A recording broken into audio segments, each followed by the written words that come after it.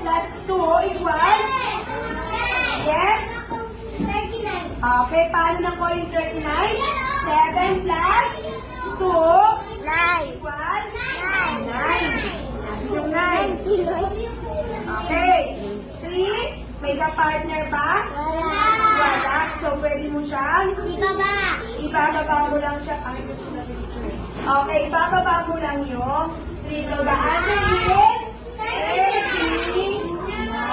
Okay, next. Tingnan naman dito. Taas lang ang kamay. Ang gustong sasagot ha? 13 plus 14. Ah, yes, may 7. Ang tanong ko, 13 plus 14. Sa utak nyo, sige. 27. Tingnan natin yung paano yung nakuha 27. Ano yung paano mo nakuha ng grammar 27? Ano yun? Kasi yung 1 plus